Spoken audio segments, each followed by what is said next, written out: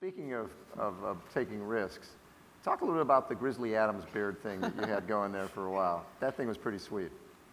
Yeah, I think I got more press about my beard than any other thing in my career. Before I ran the Houston half in January, I'd been growing it for 3 months, which is a long time. It was a record for me.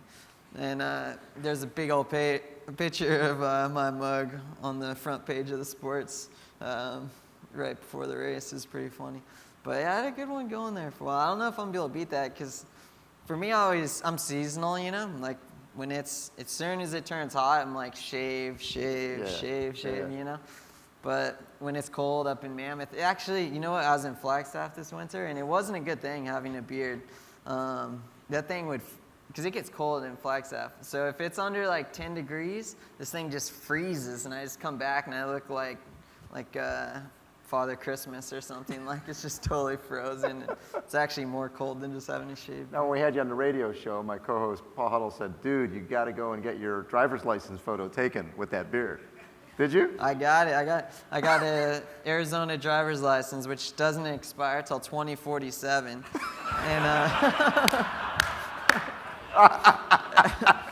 and I have this huge beard. And the first time I tried to use it, I was going to a race and I was flying out of Flagstaff and just gotten it, but I shaved before the race, you know, and the guy looks at my driver's license and he looks at me and he's like, "You should go get a new picture." He's like, "This doesn't look anything like you." 'Cause I had the long hair too. And so we'll see if in 20, 30, 40 years it'll still work. So take us through the last part of the last half of Boston. You guys are, you're flying, but you get dropped a little bit.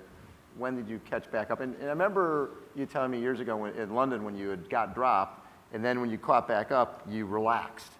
And you learned something from that experience. Yeah, I did, and that's something that's so important with why I'm a big fan of racing, because you learn a lot every time out. And yeah, I've learned in the past that when you get dropped and then you catch back up, the tendency is to want to relax and just settle back in with the group. But I don't find that that's effective for me. So when I caught back up right before we started the hills in Newton at 17 and a half.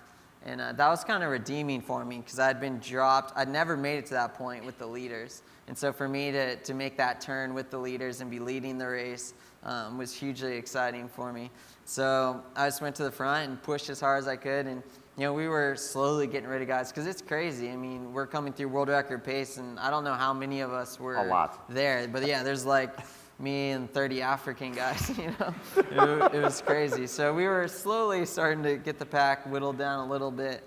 And so, yeah, I just went to the front and tried to push the pace as much as I could. And, I was looking at my watch. I was just like, I knew that we were on schedule to run really fast. And so every mile that was going by, I was just trying to run faster than a 5-minute mile, trying to run fast. Because we've been running at that point, we're running 4:42 pace or something like that, So I was just thinking, just run 5 minutes. And then I'd see my split and I'd be 4:58 or 4:48 or 4:45. And I'd be like, okay, you're doing great. It's one of those things where you got to start coaching yourself through every mile. It's all right, just get through one more mile.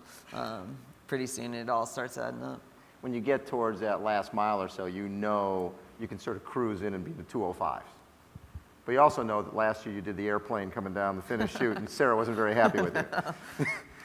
So you buckled down a little bit to go for that sub 205. Yeah, it was me and Gabriel Merriam I caught him at maybe 23 or 24 miles, and I was looking at my watch, and I wasn't even able to do any type of math at that state of mind. I was trying to compute what I was on pace to run. But when we came through and said a mile to go, and I looked at my watch and I was like, oh man, it's if I run under 5 minutes for this last mile, then no, I think I had to run 4:50 or something like that to run sub 205. I was like, I can run sub 205. And for a second there, I was like, well, 205 sounds really good. I never run 205. It's still an American record and everything like that. So there was part of me that was like, oh, I'll just, but I had Gabriel Merriam right next to me, and he just won New York in the fall, And, so there was that, I was wanting to push and see if I could get away from him. But then also I was like 204. I was like, I knew that I'd be kicking myself forever if I ran like 205.02 or something like that. I was like, I gotta 204 does sound a lot better than 205.